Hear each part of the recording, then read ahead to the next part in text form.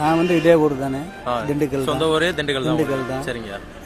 Love மேரேஜ்ன்றனால வீட்டில் இருந்து தள்ளி உங்களுக்கு கூட மாட இந்த வியாபாரத்துக்கு போய்கிட்டு இருக்காங்க. சரிங்க.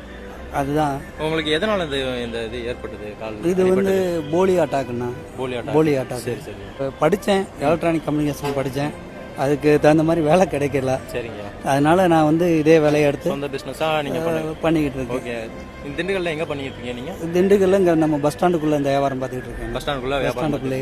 சரிங்க. காலையில இங்க ஒரு 9 மணிக்கு வந்தேன்னா நைட் ஒரு 9 மணி வரைக்கும் சுத்திக்கிட்டு தானே இருக்கு. சரிங்க.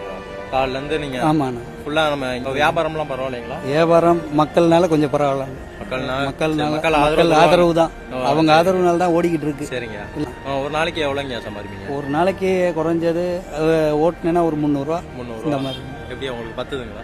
வேற வழி இல்லைண்ணே, கடவுள் கொடுத்த கிஃப்டா நினைச்சு பண்ணிக்கிட்டு இருக்கீங்க. அவ்வளவுதானே. ஒன்றும் இல்லை, திண்டுக்கல் மக்கள் ஒன்று சப்போர்ட் பண்ணுவாங்க, பயப்படாது. திண்டுக்கல் மக்கள்னால தானே நான் வாழ்றேன். அவ்வளோதான், இல்லாட்டி இல்லைண்ணா. சரிங்க. அவங்களுக்கு இது மூலியமா நான் ஒரு நன்றி சொல்லிக்கிறேன். சரிங்க. சரி, இந்த மாதிரி உங்களுக்கு ஏற்பட்டு சிலப்ப அதை பத்தி உங்களுக்கு எதுவும் ஃபீல் பண்ணலைங்களா? ஆரம்பத்துல ரொம்ப கஷ்டப்பட்டானே. ஆரம்பத்துல ரொம்ப மன வருத்தப்பட்டு வேதனைப்பட்டு தண்ணி மேலெல்லாம் அழுது இருக்கேன். நிறைய அழுது இருக்கேன். ஒவ்வொருத்தங்களும் அவாய்ட் பண்ணுவாங்க. அவாய்ட் பண்றப்பெல்லாம் அழுது இருக்கேன்.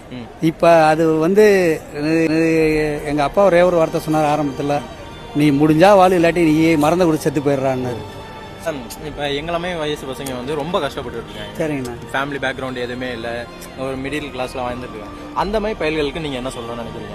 அவங்க வந்து பொழுதுபோக்குல பயன்படுத்தாம தன்னை தானே ஒரு இதா மாற்றமா உருவாக்குனாங்கன்னா போதும். அவங்க வாழ்க்கை லைஃப் ஸ்டைல வேற மாதிரி போயிடணும்.